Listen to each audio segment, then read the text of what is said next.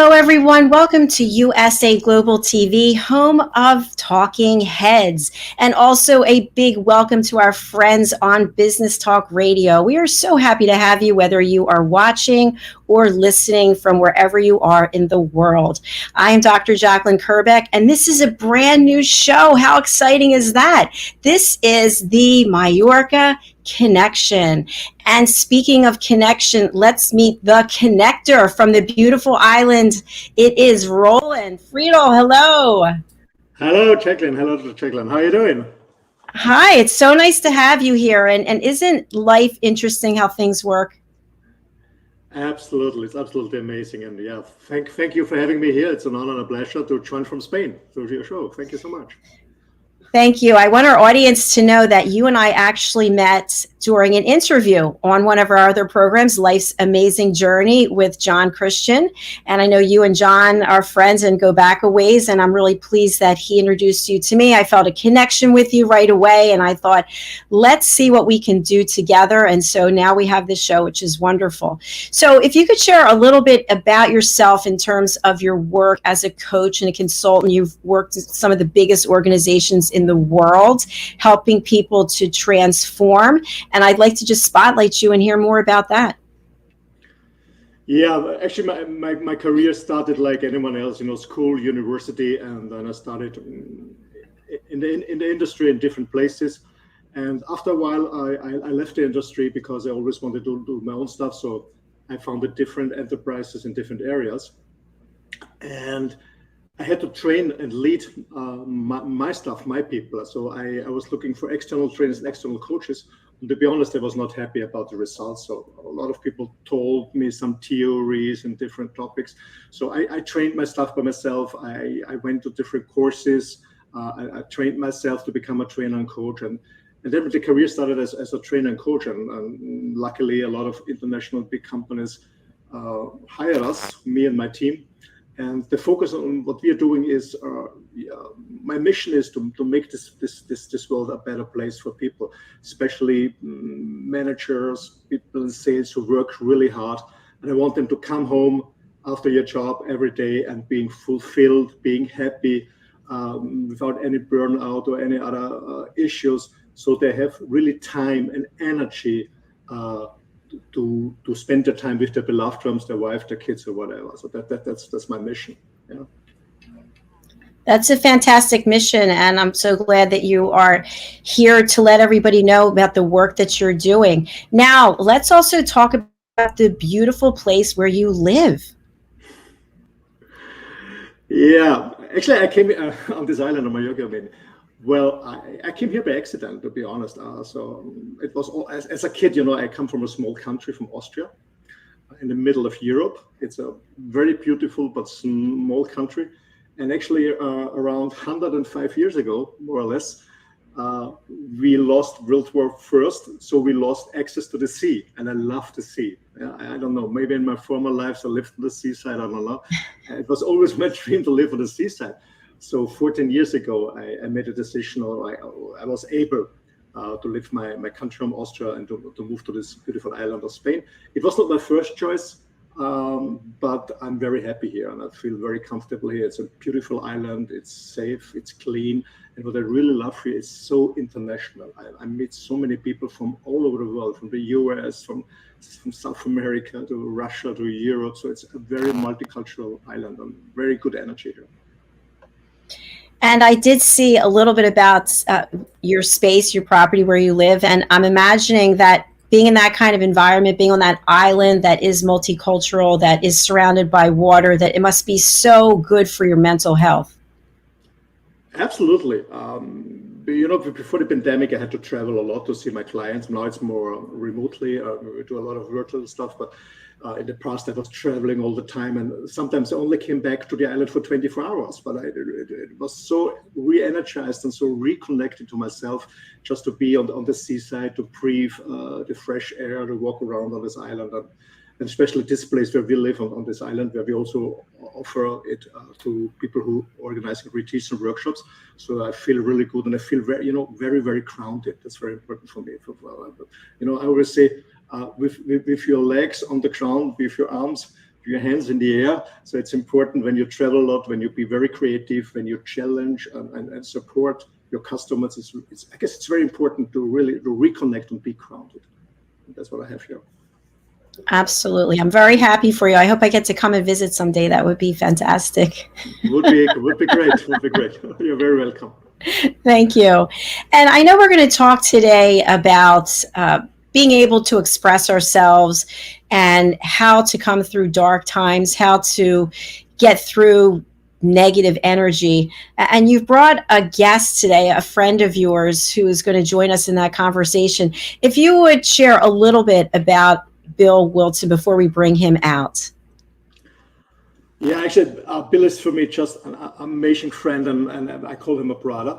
And the funny thing is, we just met in person 2 weeks ago for 4 days. He spent here in Europe on the island.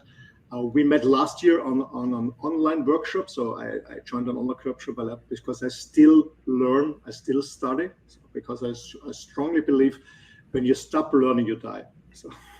So I still study, I still learn, and I had the chance last year to join an online course with a US trainer, and Bill was there online. And for the beginning, there was a very, very good energy from the beginning. So we had, I guess, almost weekly conversations since then. And finally, 2 weeks ago, on his trip to the Ukraine, he was teaching in the Ukraine. Maybe he can talk a little bit about what he's doing there. On the way back from the Ukraine to the US, he came to my house so we could meet in person. We had 4 very intense, amazing times and a lot of good conversations. It was absolutely fantastic. Fantastic. I'm going to bring him out. I want to also talk about the fact that you met online, but actually finally connected in person, because I think that many of us are in a similar situation and thinking, oh my gosh, if I could only meet that person, what would it be like? So you've actually done it. So let's bring out Mr. Bill Wilton joining us from Oregon. Hello. Hi there. Thank you for having me. Hi, Bill. Good to see you.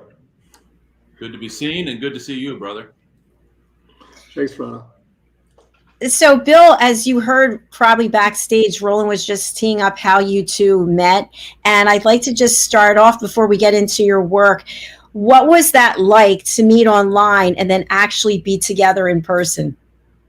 Yeah, that's a great question, Dr. JACALYN. And it was it's interesting because, as Roland suggested, there was a good energy, and I don't know, Roland, what were there, 15 or 20 people in our training, and you kind of naturally gravitate your mindset, your spirit kind of naturally gravitates to particular people, and I would say Roland and I identified each other as people that got along, and of course, as he mentioned, we probably talk on a weekly basis for the last year and a half.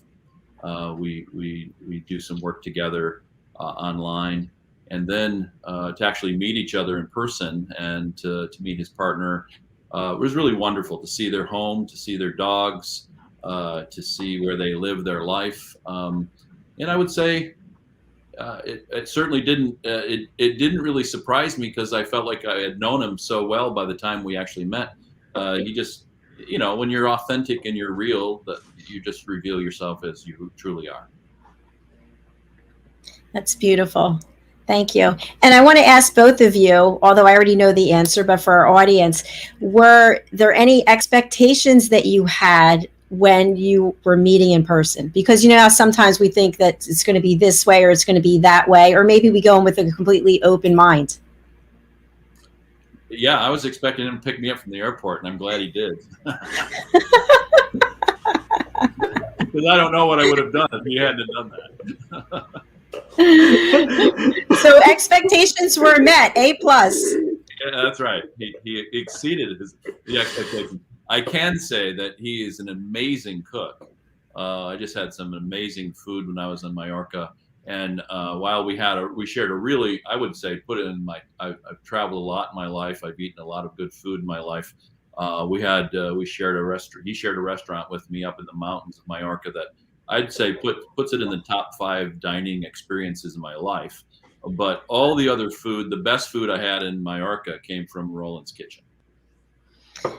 Wow, Roland, do tell. What were you preparing? For the first, we had Lubinian sal. It's a zebras, a wild catch zebras, a large one, and I prepare it totally in salt, and you bake it in the oven for 1.5 hours.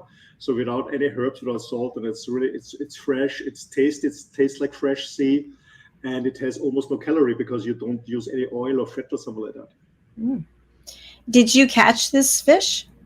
No, unfortunately not, because the fish came from the other side, from Spain, from the Atlantic coast. But it would be good. I love fishing, but this fish was not my catch. No, well, it was my catch on the market. It sounds delicious. Wonderful. Well, so let's move into the work that you do, Bill. How would you describe yourself? Well, that's it's an interesting question because I've worn a lot of hats in my life, and not long ago, there's a local coffee shop, community center here that you can sponsor a brick. You can buy a brick and put whatever you want on there, and I did that, and I described myself as a son, a brother, a pastor, a coach, and a friend, and I would say that's my life work, to be all of those things.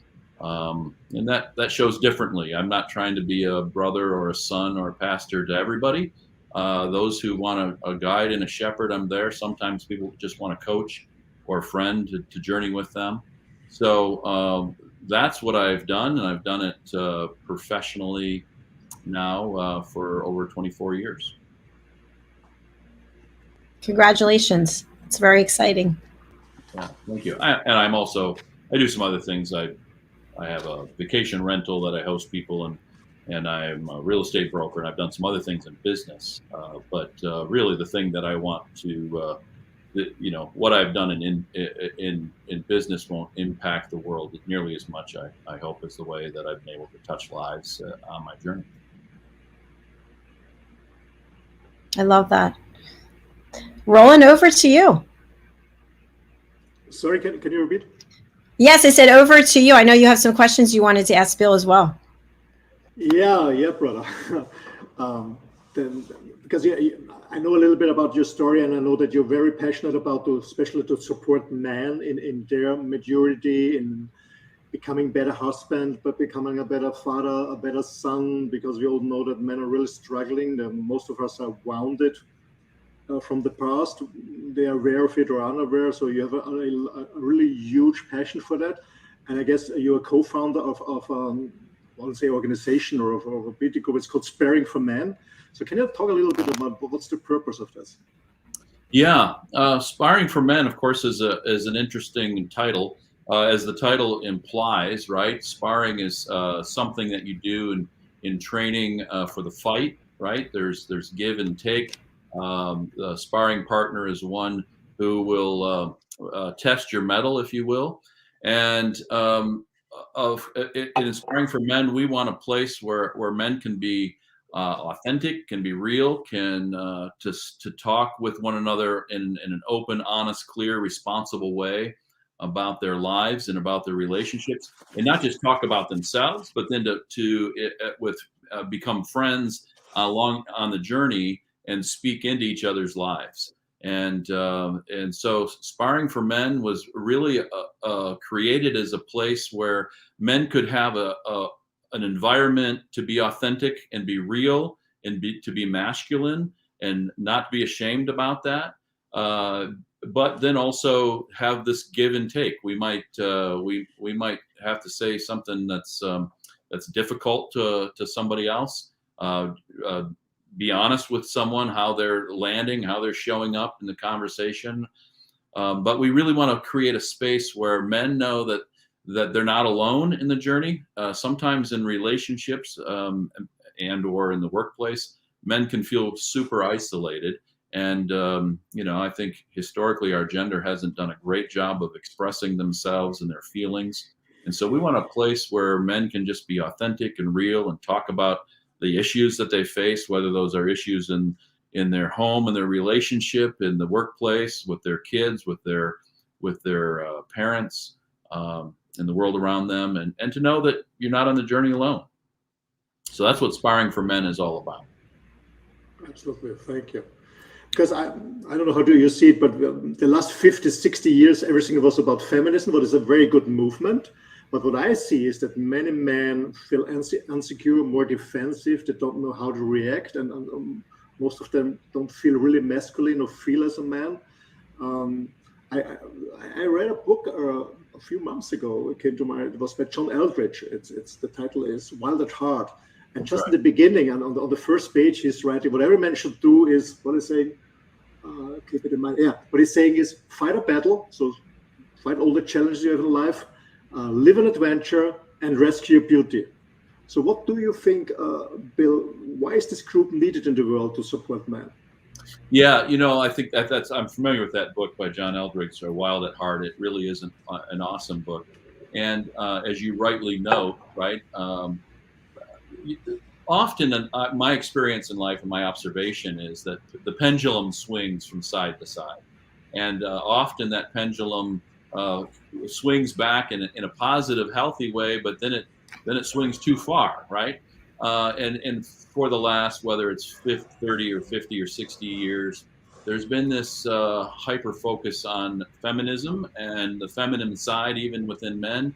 And in most recent days, we hear a lot about masculinity, but it's usually more in the area of toxic masculinity. Well, the question is, who are we created to be? Who are we really as men? The reality is we have different hormones flowing through our body, and it causes us to be a certain way.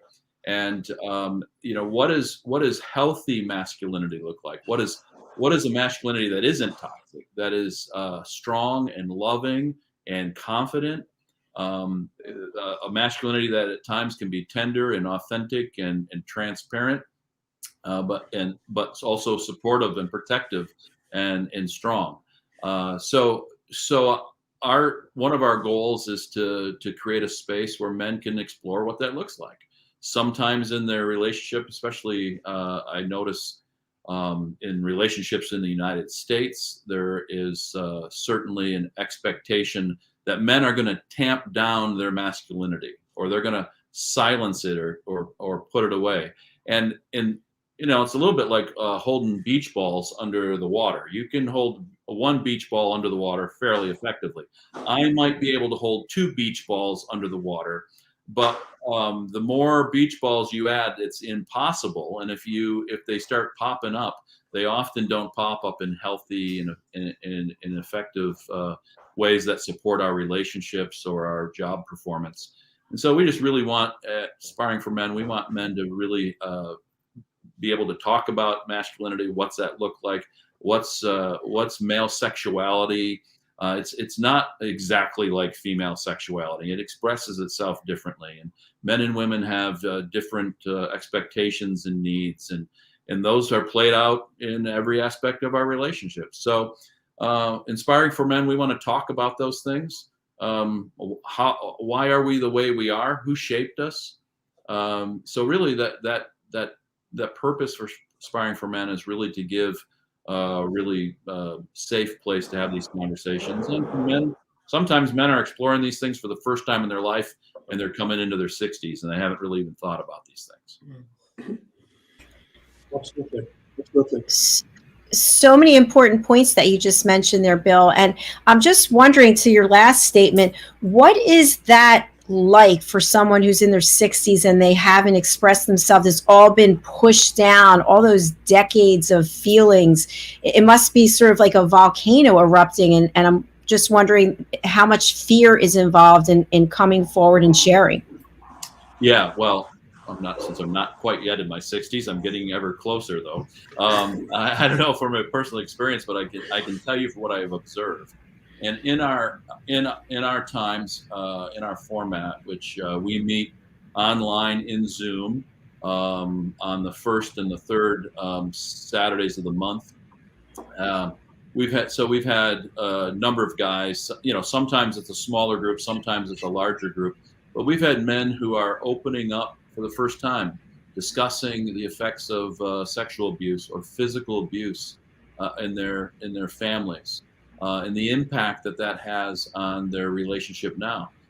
We've had, whether it's men who are expressing anger openly, in a safe place and in a safe way, or the really the sadness, just the grieving of what has happened to them, or maybe what hasn't happened to them because of abuse or different things. So we've had tears flowing in those times as well. And so you're like you say, a volcano. It's the beach ball effect under the water. We just simply cannot. It's not healthy for the human being to stuff down our emotions. Not every emotion needs to be expressed all the time in every way and in every location. But we need to have a healthy perspective on those emotions, and we want to give that to guys an opportunity to share those things, those fears. Even men don't even we in the United States. I'm sure, Jacqueline, you've seen this this bumper sticker, "No fear," on the back of cars. I don't know if they do that in Europe or not, but you see this usually on a pickup truck in the United States. No fear. Well, that's just simply a lie. We all have fears, whether it's a fear of death or the fear of not having lived my life and not made the impact or fulfilled my purpose, not found my calling or my vocation, not have not loved the way I should, was not loved the way I wanted to be loved. We have fears. And so let's just dispel the myth and the lie, and let's be honest with each other. Let's talk about them. And that's really what we want to provide for Absolutely. Bill, a question. In preparation of the show, I came over a study from an Austrian therapist to this worldwide study about men. And what really astounded me here, that he said that more than 80% of men in this study said they don't have a best friend, meaning they don't have a male best friend, not just having a beer and fun, so meaning to really have an open conversation about their inner world. So, is this what you also experience in the group? Oh, absolutely. Isolation. Well, I'm sure it's also true for women in its own unique way. But I think because women tend to be, this is a generalization, of course, but women tend to be more relational, so they gravitate to their sisters and their friends to share their inner life. Men tend to isolate. And there's been so much in the past, so much shame connected on whether it's expressing emotion or saying I love you to another man. Like, what does that say about my sexuality? If I hug a guy, or if I'm, whatever, how I express love, how I share love, how I receive love. There's so many different unhealthy perspectives on that it's led to this weird isolation. And of course, in COVID, right, this just exacerbated, because now we're social distancing and we're covering our faces and we're online. So how do you and not in person? So how do you really come out of that isolation and experience life? And I would argue that as human beings, we're created for relationship. I mean, I'm a pastor, right? So I'm coming from a traditional Christian perspective, but I believe that we're created in the image of God for relationship. That's what it means to be a healthy human being, is to live in relationship. And so, how can we help men to recognize their need for that? And then, as we talk with them and as they talk, how do they become people who own that need for relationship? And then, of course, if you want friends, you got to be friendly. Yeah, I mean, as our generation has been trained, maybe by our parents or in school, that showing emotions meaning to be weak, and men are very competitive. So, do you think it's easier for men to open themselves within just a man's group? Well, and what we've experienced is that there, and I can think of one of our members who's very consistent. He's been very consistent, and he's not very naturally open. It's been very difficult for him, and he's kind of one of these guys, kind of the E.F. Hutton. He doesn't say much, but when he does, it's typically kind of a deep thought and it's a meaningful piece. But you can just tell over the time that he has become more and more confident with opening up. But yeah, I would say it's not natural for most guys. I mean, I'm an outgoing guy. Roland's an outgoing guy. But you put a lot of guys in a room, and they're gonna they're going to take a step back and let others do all the talking. And there's good things about, talking less and listening more. We all need to learn that balance. But in this group, we really want to encourage guys to open up, and so there's that normal trust building experience that happens with men, and that's important. But I think most people that participate with us find that it is a safe place to be real. And how do you know that it's a safe place to be real? Because another guy is telling his story, and he's telling them things that's might be pretty embarrassing, right? He's talking about his experience of being sexually abused, or his divorce, or his journey of getting fired or laid off. Things that no one is proud of and wants to talk about in public. But as we're authentic about the dark times of life and how we find strength in that, it encourages others to be authentic and real and open as well.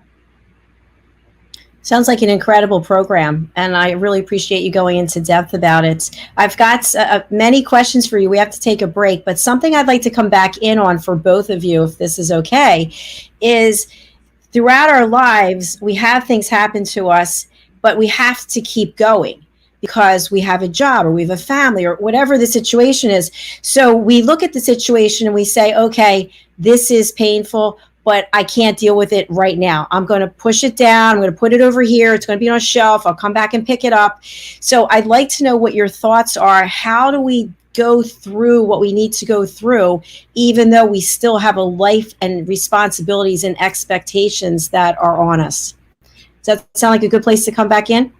Awesome. All right, fantastic. We are actually going to take a look at a clip that I've been playing a lot lately because it has a lot of significance to me. I want to thank Ian Pelham-Turner and Helena Shard from the UK for sharing this with us. It's called the Earth Shot Prize, and then we'll be right back. Stay with us here.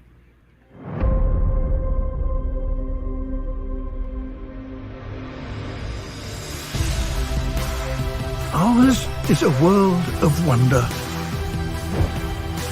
Every day it reminds us of its beauty. It touches us, teaches us, and astounds us.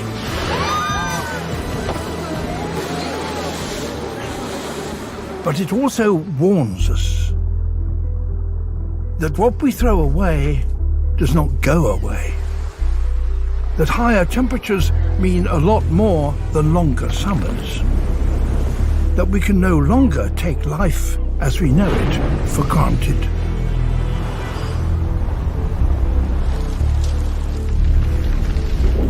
We are at a unique stage in our history. Never before have we had such an awareness of what we are doing to the planet. And never before have we had the power to do something about that.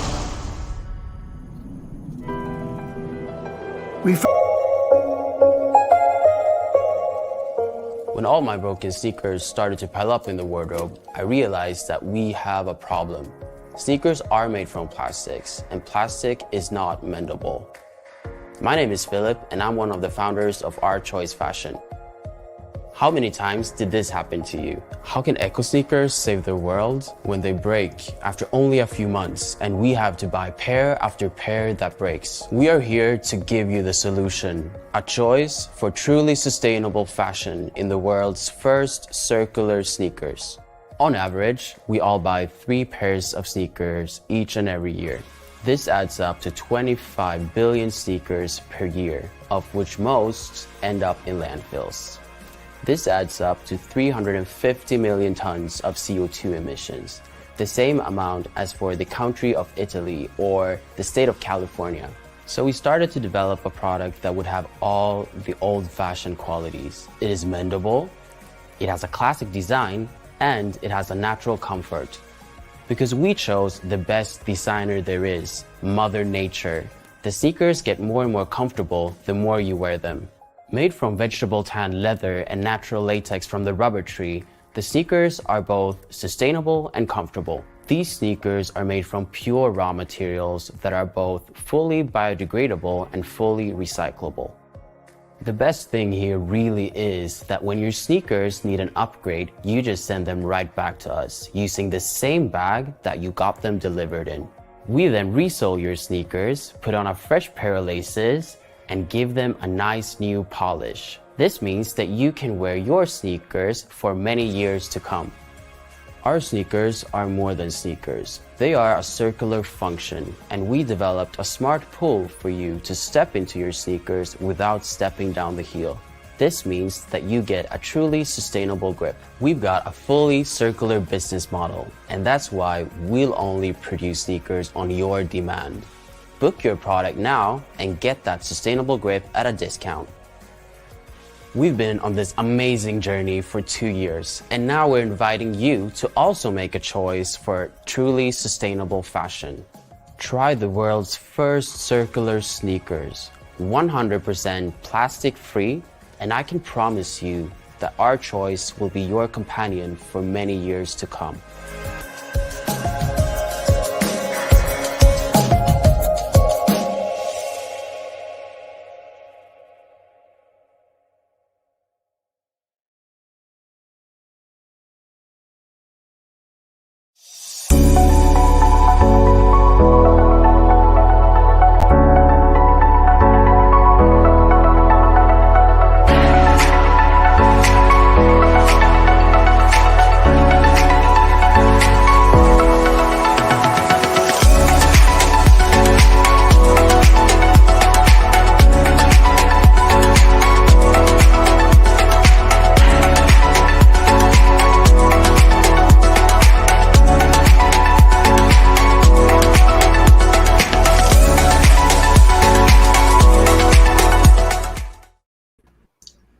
Hello and welcome back, and thank you to our sponsor, Philip Westerland from Our Choice Fashion. It's all about sustainability here today. You're watching USA Global TV or listening on Business Talk Radio, and our show is the Mallorca Connection.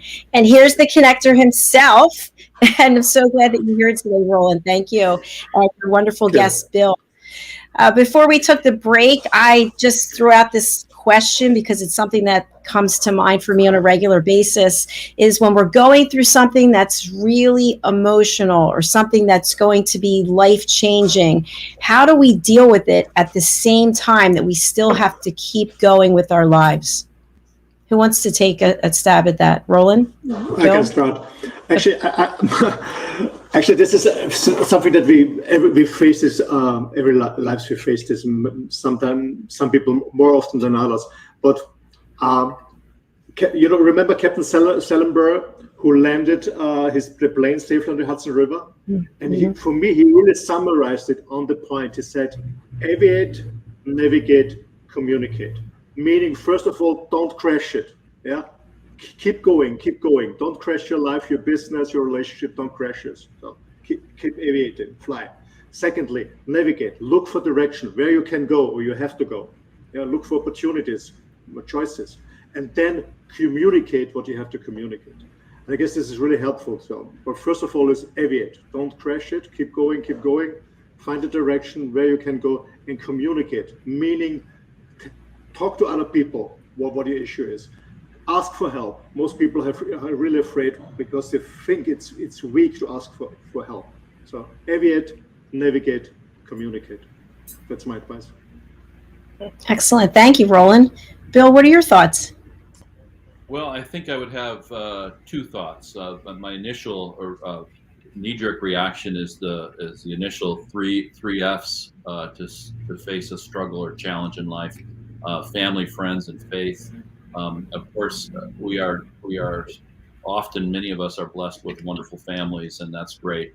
Of course, not everyone is. Some of our families, well, I would say all of our families are dysfunctional in their own unique ways, but sometimes those are so bad that our families can't be there for us. Sometimes our families are the source of darkness in our life and the challenge that we face. So in those times, I think healthy friendships are really, really important. As I said, I think we're created for relationship. And we need people to speak into our life and to come alongside us. Sometimes I need people to carry me. Sometimes I'm not capable of doing what I need to do, and so I literally need someone to carry me along. It's kind of that footprints in the sand kind of idea, right? That we have with our friends, and of course, then it's not just our friends, but I obviously, as a Christian pastor, have a faith perspective. But regardless of one's spiritual outlook on life, um, I don't know how people. And it's rhetorical, right? I just don't know how people go through this life without an understanding that there is a higher power, that there is God, there's some expression of power in sovereignty and providence in this human experience, and that for me is a lot of strength. So that's my first part of the answer. My second part is within each individual. I believe that God has created us with this unique. These unique talent things that make us so. Now, why we are the way we are, whether it's our birth order, or our education, or our culture, or our religion, or our family background. Dr. JACALYN has one, Roland has one, I have one. We all have these unique natural talent things. And I think the better we understand ourselves and the things that have created us, the more we can take those natural talent things and turn them into areas of strength in our life that we can then bring to bear in the challenges that we face. And that's a pretty exciting thing for me to be able to see people become aware of those things that are strengths that are given them that they maybe didn't even recognize that they had, and that can be not just a crutch through a difficult time, but actually a strength that they bring to bear on a challenge or a weakness in life. Thank you so much. All really relevant points that I think are definitely helpful for people watching or listening. So I just want to go over to Roland, what you shared, and I like that plane analogy as well. So sometimes people, they crash. It's the first step. They just crash. And I think a lot of that has to do sometimes with fear of judgment, of if I share, I will be judged. Even if I pray to whatever higher power that maybe something bad will happen because this bad thing happened and I made a decision that I shouldn't have made, whatever the case may be. So how does somebody get past the fear of the judgment, the fear of rejection by sharing? That's an interesting question. That's an interesting question. How to get past of this fear? Well, first of all, I mean, there are different ways. First of all, is we have to realize what are we afraid of for? Why we're afraid? What happened in the past? Why we are so afraid what other people think about ourselves? Why do we have so much external reference instead of having an internal reference that I'm good enough like I am? Yeah, I guess the first thing that we have to learn is that I am good enough as I am. I'm really good. God created me, and I'm good enough. Maybe I want to learn this and learn this. Maybe I want to improve this, but I'm good enough as a person.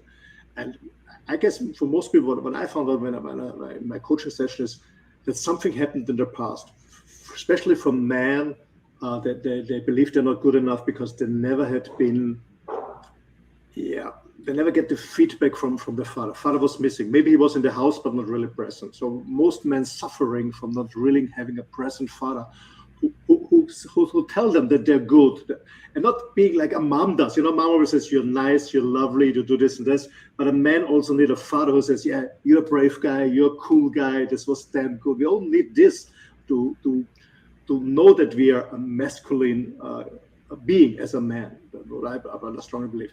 And then the other thing is when we realized it is, like Bill, going into a group and join this group, and maybe when you're not such an open person, just step into this group and just listen.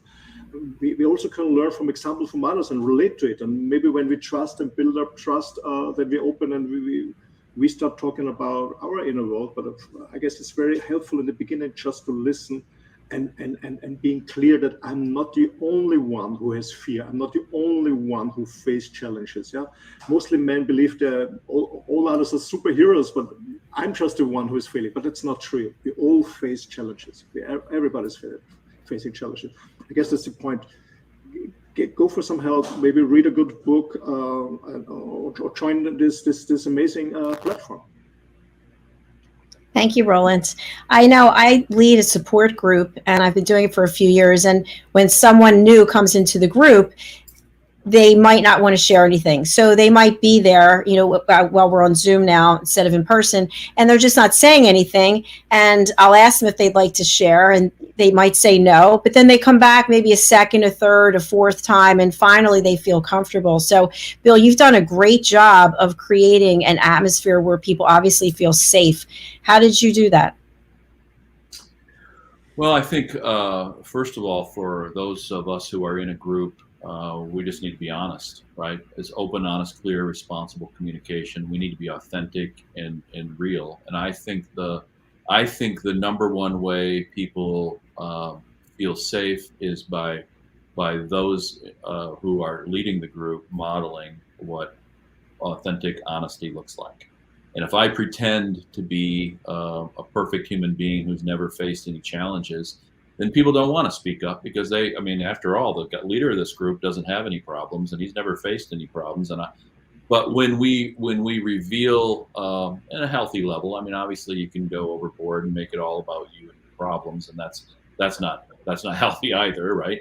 But to, in a balanced way, just to be authentic and real about your own challenge and your own struggle, and then where you found strength and help, whether that was in family or faith or friendship or wherever you got that help. That kind of honesty just simply models life.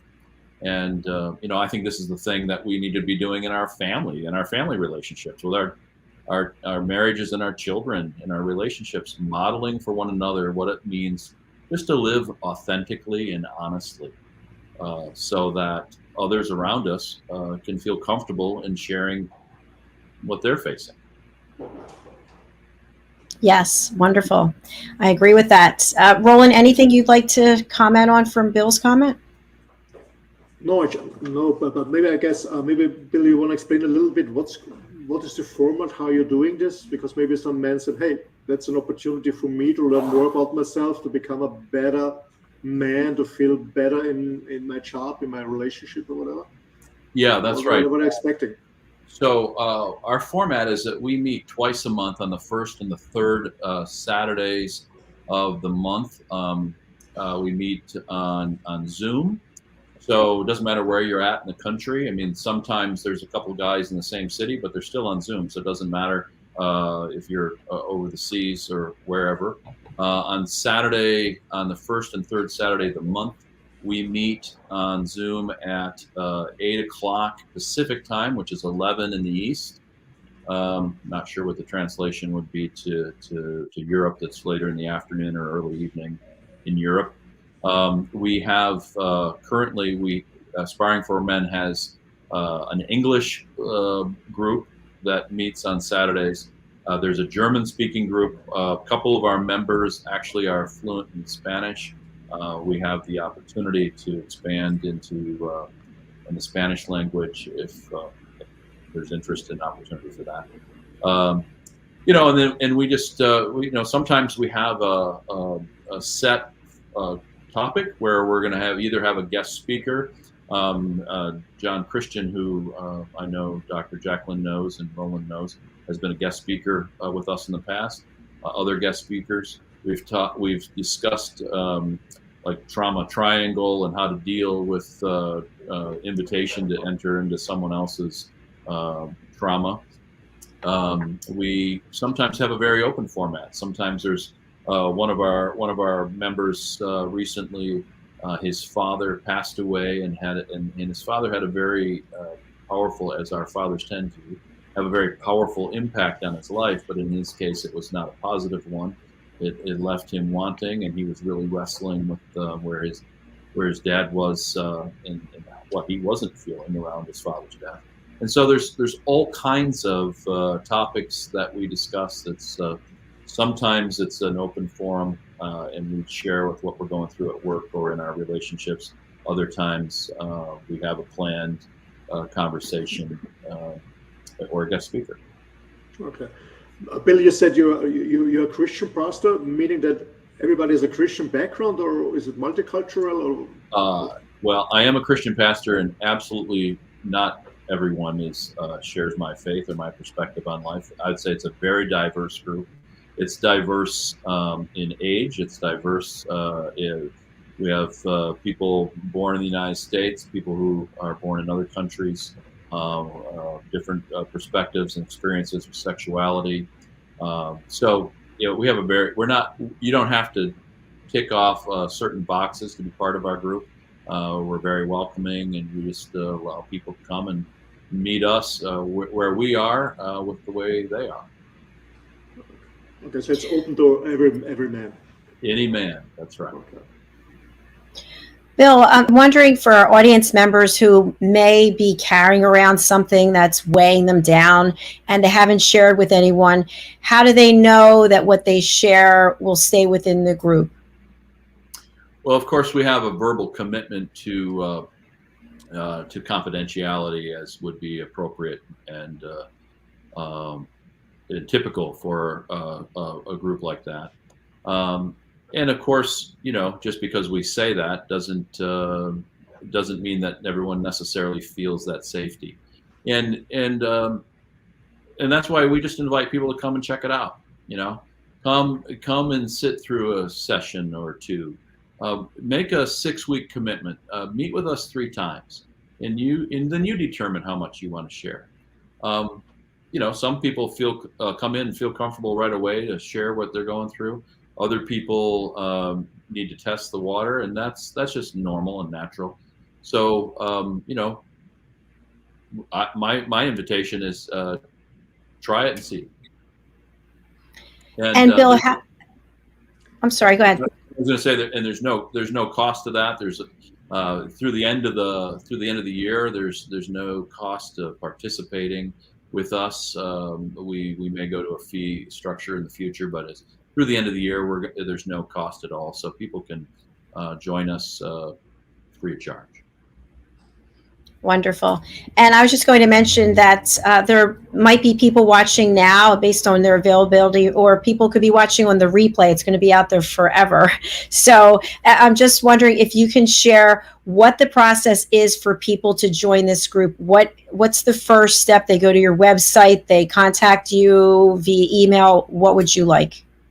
Yeah, so they can email us and office at Sparring for Men, and that's the number 4men.com, and we'll send them a Zoom invitation if they're interested. You can also find us on Instagram and Facebook at Sparring for Men, the number 4 men, and just send us a request. Say they'd like to join us. We'll include them in the Zoom invitation, and then they just pop into the Zoom room at the right time.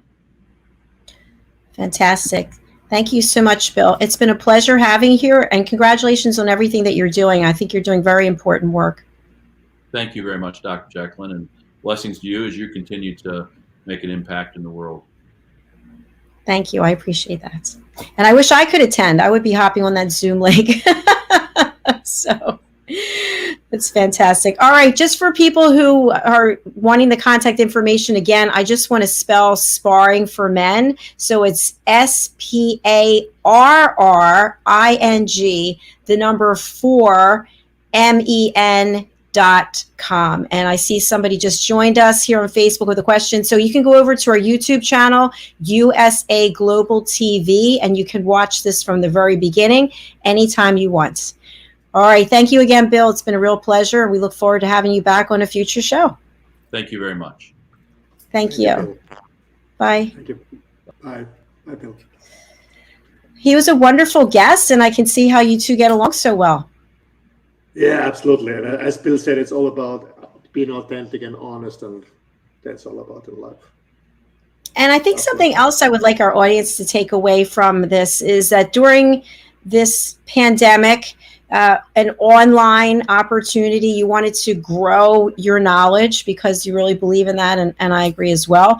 And you met somebody, Bill, who's in another country, another part of the world, and there you are on a screen, and then you actually got to meet in person, and now did a show together. So for people out there, step out of the box, step out of your comfort zone, and see what else is out there for you, because you never know where the next connection is going to take you in terms of your heart, maybe your dreams, your desires, the ability to give back, the ability to share.